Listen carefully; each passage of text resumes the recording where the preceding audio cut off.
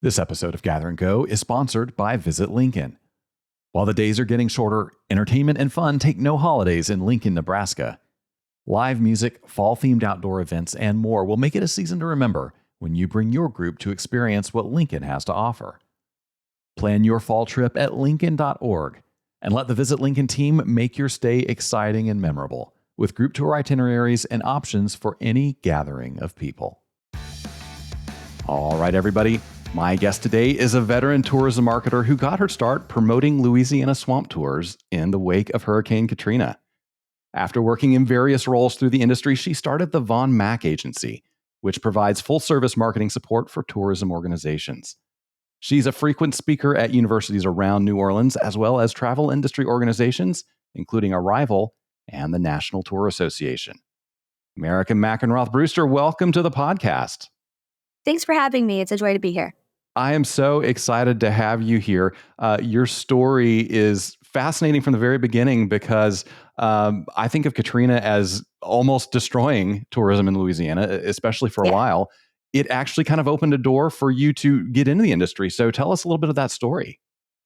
Yeah, I mean, you have to look for the silver lining. So I think that is hopefully the story across the board. I mean, it was a terrible occurrence, but you have to look to the other side. So got my start. I'm from New Orleans, born and raised, and I was always into marketing, advertising, blinders on in that situation. And as soon as I graduated, I got this amazing job, at a marketing agency, downtown, high office, that sort of thing. And then 3 months later, Hurricane Katrina landed into New Orleans, and the entire agency just got up and moved away all the way to Georgia. And seeing as though I was the lowest on the totem pole and had just been hired, I got to stay behind and I didn't get to go with them. So, from that point, just, moved from agency to agency. There was this vacuum that happened here afterwards in terms of talent and in terms of, if you wanted to be here, you wanted to be here and you worked to be in this city. And that connected a lot with tourism because we needed people to come to the city to put money back into the economy and to get things going. So that's how I got my start. I, by and large, ended up on these tourism accounts, through for the state and for the city, paid by, taxpayer funding, and, got right behind, the computer learning paid search. And, I remember literally bidding on any word that had anything to do with the city. If you typed for red beans back in the day, 2005, I was the one on the other side going, red beans, we have those in New Orleans, come visit us, like those were the ads. So, anything and everything to remind people that we were here and that we wanted visitation, because I think that that's one of those things where, if there is something that happens in this industry, if there is a hurricane, if there's an earthquake, if there's COVID, there's this trepidation for travelers. They don't really know what to do. They don't know what the right thing is to do. And they're yearning for you to tell them. So the welcoming aspect of that part was huge. And that was just how I, dove in and got my feet wet with tourism marketing from the very beginning. It's interesting you say that. As we talk today, we're only a month or so removed from Hurricane Helene and, of course, the devastation that brought to some unexpected places, right? Like Western North Carolina, you don't expect them to struggle with hurricanes. Do you have a perspective on what travelers and travel sellers should do when a popular area has that kind of damage? Is it, let's wait and see, let's give it a year or two, or should they come like as soon as they can get down there as a way to show support? I think that voluntourism is a huge benefit to any sort of place that has been affected by a storm or an emergency situation across the board. People want to help, from all over. They like to help. And it's really not even looked towards as a tourism sector as much as it should be, because it's huge. People like to help. There's, they say, look for people in the wings. So actually about 2 weeks ago, the Fair Harbor, which is a reservation system, their Spark conference was held in New Orleans, and we went there. And I had a big, long talk with someone who was just affected by that big hurricane, saying how they are rebuilding, and they have this raft company, and it was one of the oldest ones in the area. And what should they do? And I was like, well, focus on yourself, focus on rebuilding. You have to take care of you and yours, and it's okay to take the time to do that. Don't feel guilty. Do what you can. But then after that, don't feel guilty telling people to come in town. If it is safe for them to do so, if it is conducive to the environment around you, because, everybody has to get back to their normal, and our normal in this industry is tourism, and it's inviting people to town. Yeah, yeah, very well said. So in that period post Katrina, you were getting some experience that a lot of digital marketers don't necessarily get. You just weren't working the keywords and trying to figure out SEO and Google and maybe some of the very early advertising on social. I don't remember exactly when that started, but you also got to see how sales works and not just the marketing side. So tell us some of the things you learned from those early experiences where you got to meet your visitors on site or got to go to some tourism conferences and kind of experience that side of the business. Yeah, so it's very different. I learned that quickly, being on the inside and the outside of it. So after working in the agency space for a couple of years after Katrina, then mentioned I had moved from agency to agency. There was this vacuum and there was all this opportunity. And I was like, oh, I'll go here and learn this. Oh, I can have a desk. I'll go do that. Well, there were, obviously lots of tourism entities in this area in New Orleans, swamp tour providers, steamboat provider, all of that, everyone was getting back on their feet. And a lot of people needed marketing. A lot of businesses need marketing. So there was this swamp tour agency that I had worked with doing paid search with one agency I was at. And when I moved to another one, I didn't move that many times. It was like 2 or 3 times. But, it was at the time, it was big for me. They followed me there to do paid search as well. And then after a while, they asked me to come on board with them. So I found myself driving from New Orleans to the swamp every morning, an hour north, which you just don't expect. And it was beautiful. It was these little boats and all, and it was building. So from that point on, I learned that it's not just inviting, someone through a website to come visit. It's not just putting marketing out there. There's this B2B aspect that is huge, this networking component that, you either know about it or you don't, and luckily I was invited into it by just networking and going to tourism events in New Orleans in the community. And someone at one point told me, you have to go to these shows. You have to go, you have to get, placed on these series. You have to have a profile sheet. You have to da. And I was like, tell me about this. What is happening here? So I actually went to lunch with a couple of people from, other spaces and they laid it out for me. And I was like, well, this is huge.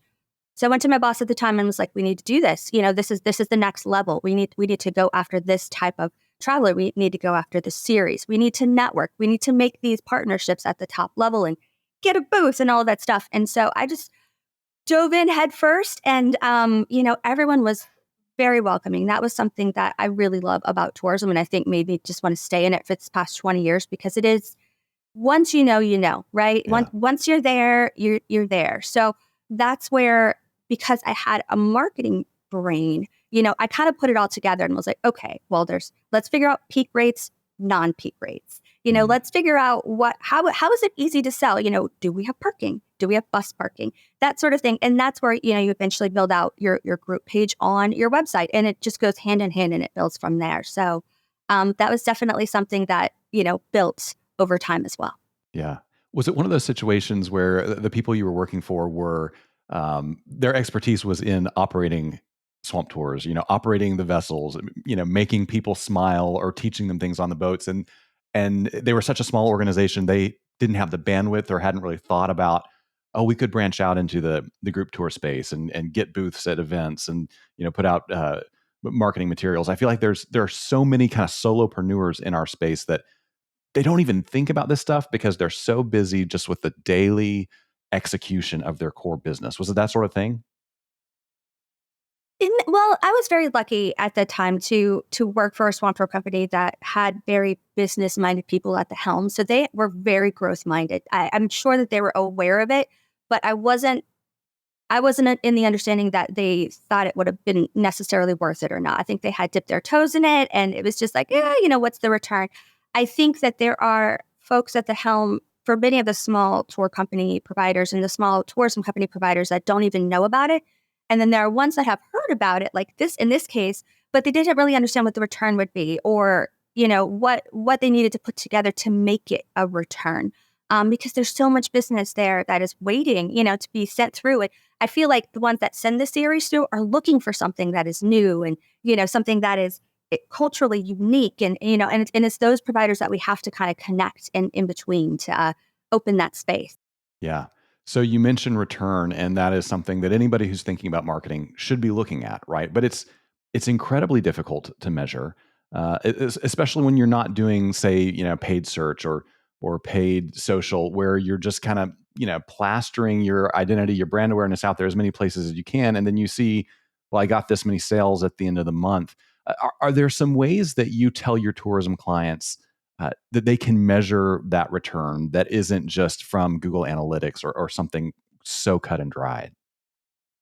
Yeah, that's actually something that that's something that we work to gain headway on each and every day. There's two mindsets to it. There's the ones where, it's very sales focused and it's how many leads did you get from the show, da da da da da. And then the marketing side, it's, what is, cost per acquisition? What is the click through rate? What, all of it gets down to the percentages. For me, I think it has to be a holistic view. I Mm, think you have to look at lift year over year in terms of where your business is coming from and where the interest is coming from. And I think it's multi-layered in terms of feeder markets as well as hyper local. So it's one of those things where it should be something that builds on top of itself, and you should know, okay, well, the Florida region and in Houston, if you're in New Orleans, they're always going to be sending people here because they have, usually by and large, they have relatives here, and it's mm, going to be like that in any sort of location. So I think that you need to have a holistic view, and you need to look at your business growth year over year and figure out where your sales and your marketing spend is attributing to that monetarily. And you have to give yourself a little bit of leeway there. And that's where I see an issue with, some people when they first start marketing or first start sales, they want to get it down to the penny. And mm. unfortunately, in my experience, because it's holistic, it's I don't think it's possible to get it down to the penny, because you have to understand brand lift. You have to understand, being top of mind for people and all of that definitely counts towards it. So, your social media posts down to going to the shows, that's going to attribute to building a community that may not purchase this year, but it will down the line. So you have to get those percentages into view and give yourself that little bit of room, that wiggle room there. Yeah. I feel like there are a lot of people coming out of college right now with their bachelor's in marketing, getting their first jobs in tourism, and there's a high probability that all they have ever been taught was digital. Paid acquisition, Yes. keywords, social. You came up through a similar kind of system that I grew up in, which was very relational, and there was a lot of one-on-one selling happening in person at events, over appointments or coffees or cocktails or things like that. What would you tell a brand new tourism marketer right now about how they should view the mix of digital versus all that other old-fashioned stuff?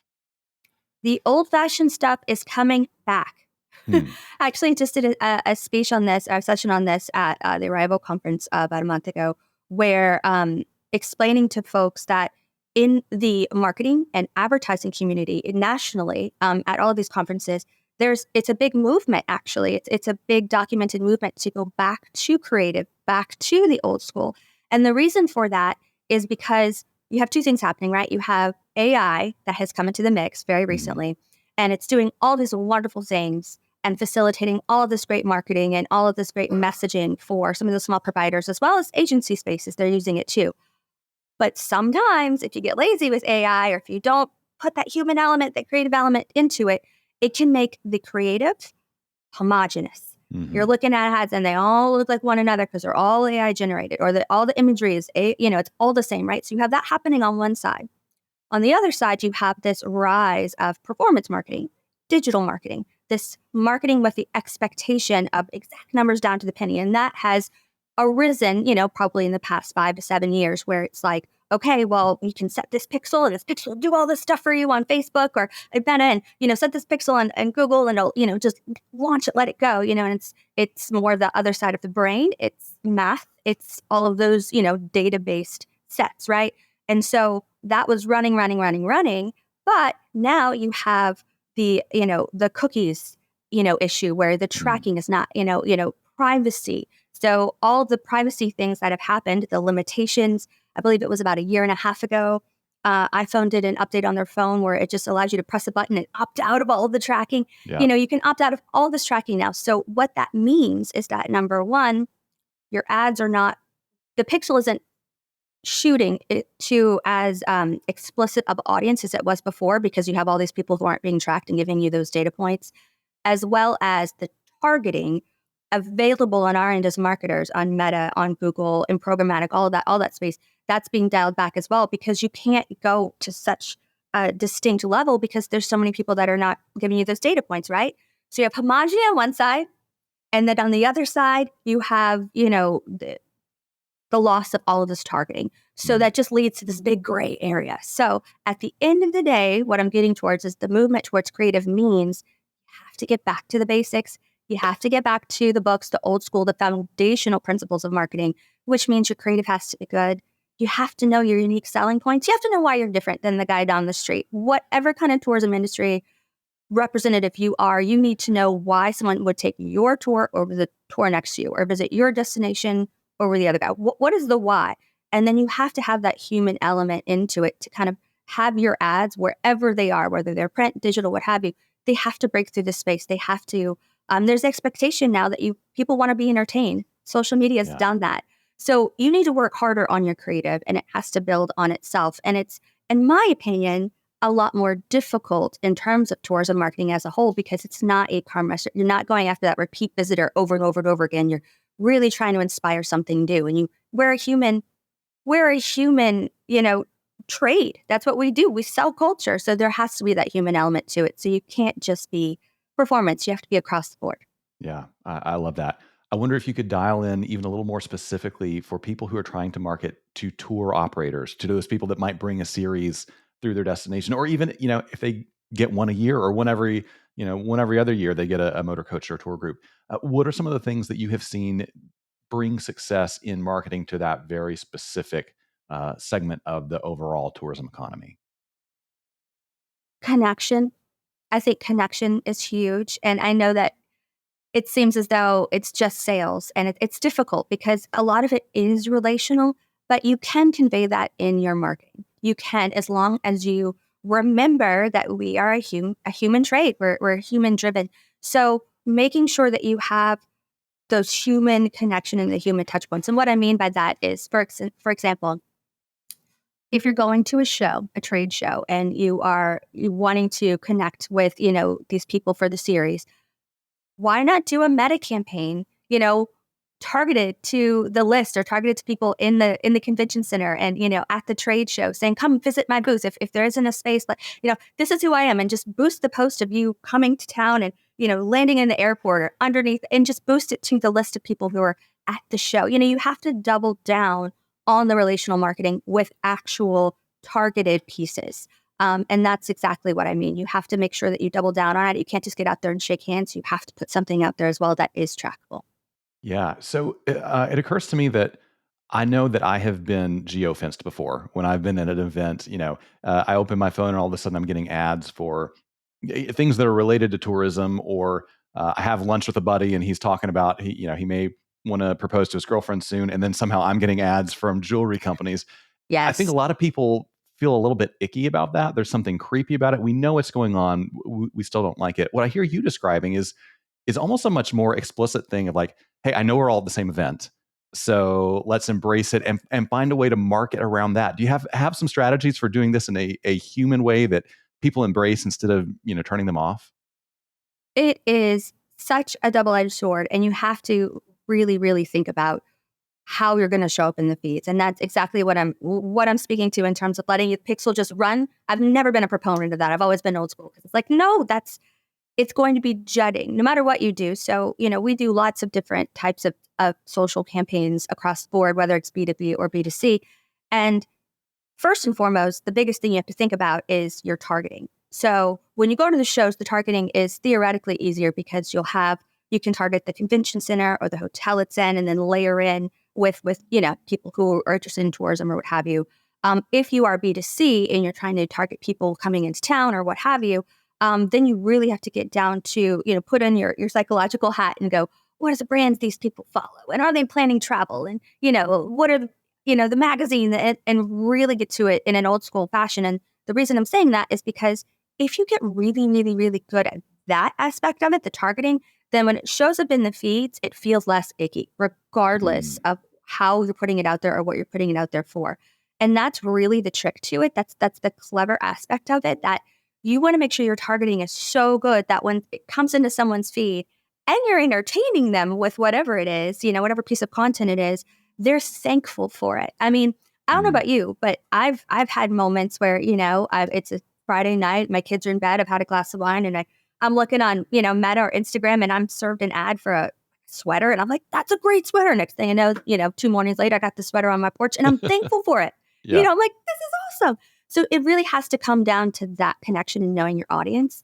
I think for people at shows and being able to do that, you have to double down on the who. The who in terms of, again, it's that sales hat that you're wearing, right? So you have to have the marketing make the sales hat even stronger and make it the big bright red hat that stands out, right? So with that aspect, what we've done with some of our clients before and what we've done with ourselves as a brand is a few things. Number one, we do, I don't want to say guerrilla marketing, but we definitely do things that have a buzz. So for example, we have these little enamel pins that we print here at Von Mac that say, Tourism AF or Love Tourism Hard or what have you.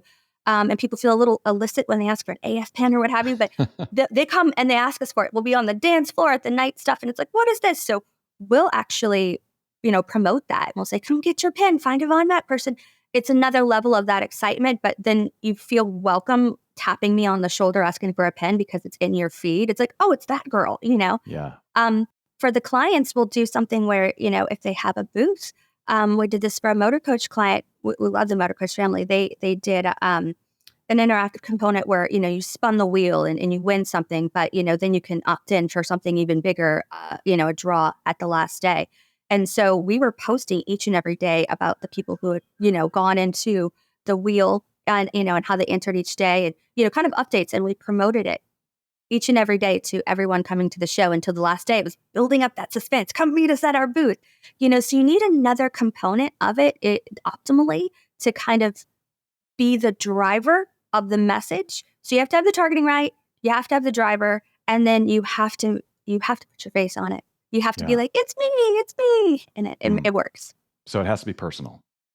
It has to be personal. Yeah. Yes. What about that tour operator who is advertising? They're basically B2C. They are a tour operator based, let's say, in Lexington, Kentucky, where I live, and they're trying to get a bunch of people from Kentucky to go on their tour to New Orleans. Do you have any specific tips for them, beyond, again, just try to play the Google keyword game or anything like that? Are there ways to make themselves stand out in what I would imagine is a very crowded field of keywords, around like New Orleans tourism? How do you do that in a way that's going to grow your passenger count? Absolutely. So I'm glad you hit on the competition there, first and foremost, because a lot of people, especially, students, we work a lot with students as well, and sharing and thought share. There's this connotation that tourism marketing is easier because it's fun and you're selling the fun, and who doesn't want to do the fun things, right? Who doesn't like vacation? In my experience, it's a lot more difficult. Number one, because you're trying to get that first timer across the line over and over again. And that's, if anyone has ever done marketing, it's way more difficult to get the first time sell than a repeat sell. We're doing that a lot.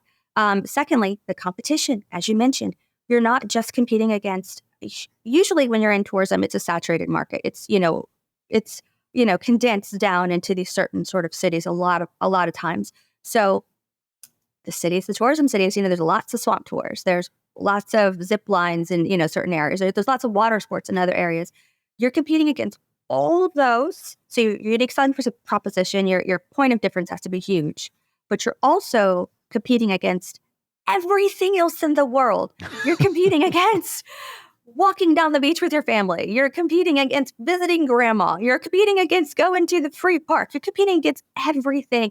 It is not easy, you guys. I'm not gonna sit here and say it's a walk in the park like I just mentioned, but it's so worth it, right? It's this lifestyle. So to do that effectively, to compete against grandma, bring grandma, what have you, you want to double down. And I keep saying that a lot, but it's when you go in silos, in marketing or in sales, you're leaving all sorts of money on the table, right? So what I recommend is doing a combination of a few things. I recommend meta ads. Usually, I'm starting to see some brands that can just go into TikTok or just go into other spaces. But it's usually, some people say, oh, people don't go into Facebook anymore. They don't use Instagram anymore. They do. They don't admit they do, but they definitely do. I definitely do. They might just have an account to log into other things, but they have that account, right? And those ads can follow them. So it's usually a combination of Meta as well as Google ads. Those two with some other ones sprinkled in depending on what it is. And what we do is we work on the decision-making, funnel, So sometimes it'll say we start in the feeder city markets where, as I had mentioned, Houston or what have you for New Orleans, there's always the top 2 or 3 feeder cities. We call it planting the seed. We'll plant the seed there. We'll do our targeting super, super, super well, and we'll plant the seed. Anyone who's interested in your locale. And when we put ads out there, they're usually informational.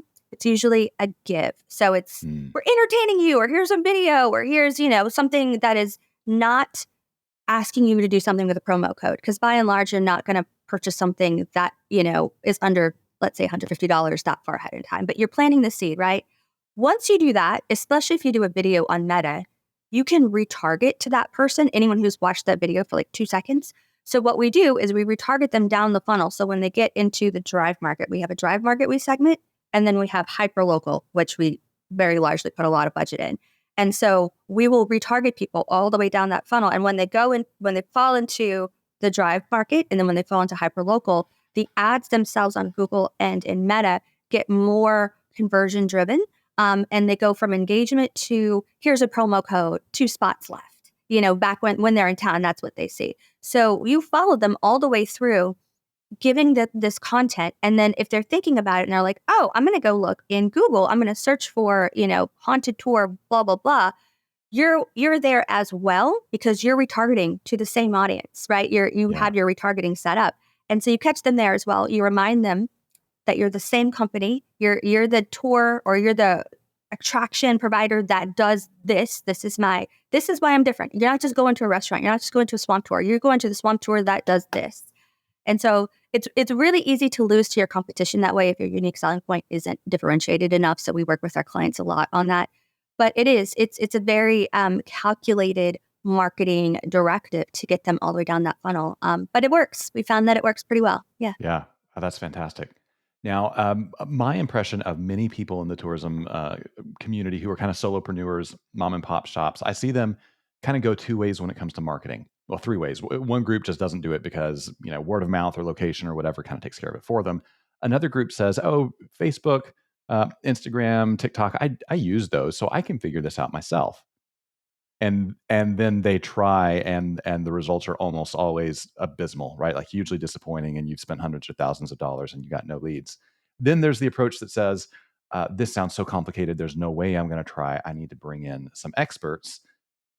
Lots of possibility there, but I know there are also marketing agencies who are happy to take your money and are never going to produce the kind of results you need because they don't have any tourism expertise. So how do you recommend to people to navigate those tricky waters of saying, when can I do this marketing myself with some Googling and some good advice?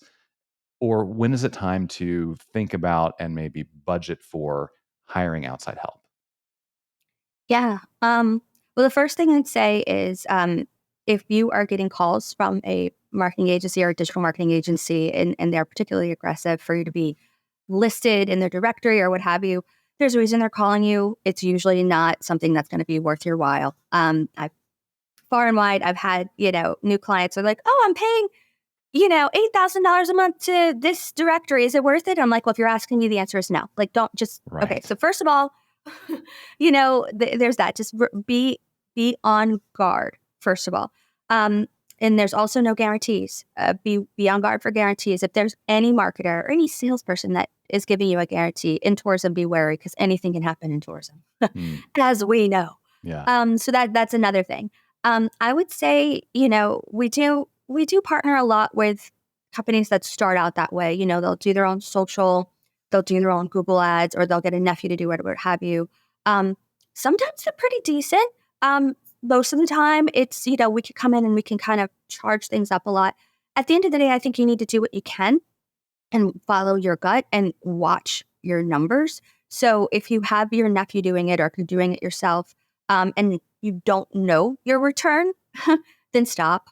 Mm. Stop and focus on that first. Like, set some goals and be like, okay, well, I want to get 20% of sales from this Google Ads campaign. And I'm going to know that it's from Google Ads because I'm going to put a promo code and I'm going to track that. Like you need to know your numbers, right? If you don't spend time on advertising, spend time on your numbers. Mm. When it gets to moving to an agency and knowing when to do that and who to do that with, it's when you feel, I say this as a business owner, there's probably a better phrasing, but overwhelmed. When you feel overwhelmed, when you feel like there's just, you're spinning too many plates, you have business, but you're not sure where it's coming from and you're not sure where to move forward from, in the best manner to get the biggest return, because usually you don't just offer one type of tour or one type of trip or one type of excursion or, one type of series. It's usually varied. You have to get to the point as to where you're mostly booked or you have a decent amount of bookings to continue to, cover your overhead, but you want to know what to grow and how to grow it. And you'll get to that point. You'll know it. You'll know that social is the last thing on your mind or, you don't want to touch the Google Ads. And that's usually where we come in. So we come in with smaller to mid-size entities, DMOs, CVBs, tour companies, attractions, and we kind of make sense of it all. Where it's like, okay, let's do a spreadsheet. What are your buys? Let's set some goals. Let's figure out, historically, let's look at your stats. Let's look at your Google Analytics. If you have any coupons, res systems, all of that. And then we make a plan. Okay, we're going to optimize this. We're going to cut that. We're going to spend this much in digital, this much in brand lift, and just really kind of make a plan. I think it's important to make sure that you have some footing before you get to an agency space, because you need to know what to expect. When you are just starting out and you're just doing social on your own, the world, it could be anything. The world is your oyster. So I wouldn't recommend, unless you really want to go hard on it and you have the cash to do the testing, not to go for it right off the bat, because it does also put the agency in a space where it's like, well, what would you like explicitly for me to, provide for you, sales or sales? But for me, as a marketing agency provider, I want to know what type of sales. I want to know logistically, because I've worked on the tour side, right? Logistically, it matters. You don't want to just group on it all. I mean, can your team handle that? That's a big component of it as well. So just knowing, being able to pay for something, being able to know that you need to grow, but need a little bit help in the where to grow. And then specifically finding an agency that knows the tourism space. Because again, e-commerce is not the same. You're not going after the repeat customer over and over and over again. Seasonality is a big thing. Shoulder seasons, all of that. You need an agency that understands that and can speak that as well. Yeah. Well, listen, I could pick your brain about this stuff all day. I do want to make sure our listeners learn a little bit more about Von Mack Agency and the kinds of services you offer. So give us a quick overview of the work you're doing and how you can help people. Sure. Thank you.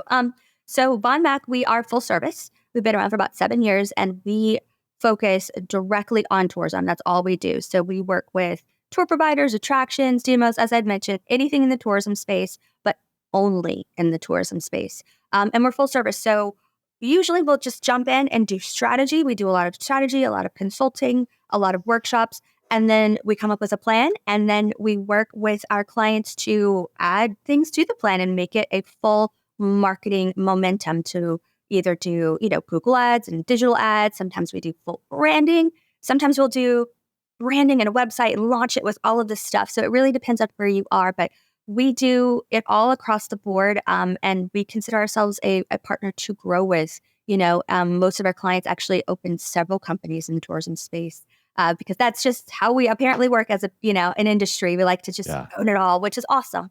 But yeah. Fantastic. We have workbooks online. You can reach us at Von Mack Agency, vonmackagency.com.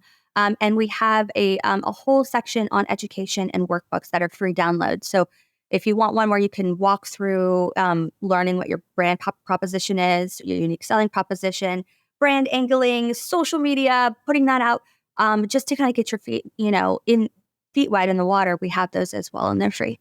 Yeah, absolutely. We'll put links to all that in the show notes. Is there any social platform that is the best place for people to follow you and hear what you're thinking about or the things that you find interesting? Well, we're on all of them. So I absolutely would love for anyone to follow along at Von Mack Agency, VONMACK Agency, on all of them. Instagram, we do a lot of really fun stuff. We do a lot of experimental stuff. Prepare to laugh and think we're ridiculous because we are. But there's lots of learning and thought shared too. We're also on Facebook and LinkedIn and TikTok. So you can follow along with us there as well. Yeah, wonderful. We'll include links to all of those things. Now, before we let you go, we have some questions we ask every guest, and these are just for fun. So no pressure. You can just answer off the top of your head. When you book travel, do you reserve a window seat or an aisle seat? I booked Southwest, but window seat, because I need to move away from that anyway. It gives me anxiety. But Yeah, yes, makes sense. So what's something in your carry-on that you wouldn't travel without? snacks. I'm a mom. Mm, I said that really aggressively. I'm sorry. I have 3 kids, so snacks, all the snacks, and for me as well, usually chocolate. Yes. yeah. How old are your kids? I have my daughter just turned 2 yesterday, actually, and I have a 6-year-old and a 12-year-old. So yeah, Wow. across the Yeah, board. you're like hitting at all the different levels, like toddler, elementary school, middle school. That's impressive. Yes, That's enough to keep you busy for sure. yes, S- absolutely.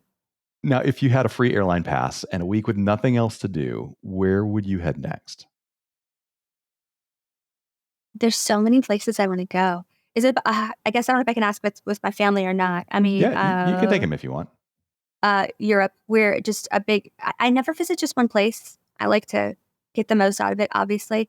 So we're planning as soon as my daughter's able to be on a plane in a manner that I can handle her, a little bit older, we were planning a big, we call them our Griswold trips, but a big Griswold Euro trip. That's gonna Yeah, happen next. yeah, awesome. Well, here's a somewhat related question. What is one thing you have seen or done on the road that you wish you could go back and experience again with somebody you love? Yeah. So I was at one conference, I think about a year and a half ago. Um, and one of the night events was thrown by Atlas Obscura, which I'm a big fan of anyway, because I'm Yeah, just a fan of the interesting and weird. And the night party was in this underground bunker, this 1950s underground bunker. And being from New Orleans, anything underground is like, whoa, because, automatically I think water. right. So it was the coolest. So I went home and told my family about it. So I think maybe we need to travel underground some more. I don't know, but that would be something I would share. It's different. Yeah, yeah, wonderful. Well, Marika, it's been wonderful having you here. Thank you so much, and look forward to seeing you out on the road. Absolutely, you as well. Thanks again. Hey, thanks so much for joining us for this interview. I want to let you know that conversations like this are just part of what you will hear if you tune into a full episode of the Gather and Go podcast. When you listen, you'll get travel news you may not hear anywhere else, along with some really helpful road tips, some smart analysis, and maybe even a hot take from me about issues that are impacting travel right now. Now, you can hear this full episode along with many others by searching for Gather and Go in your favorite podcast player, or you can click on the link right below this video or one of the videos right here to my side. Thanks for watching. We'll see you again soon.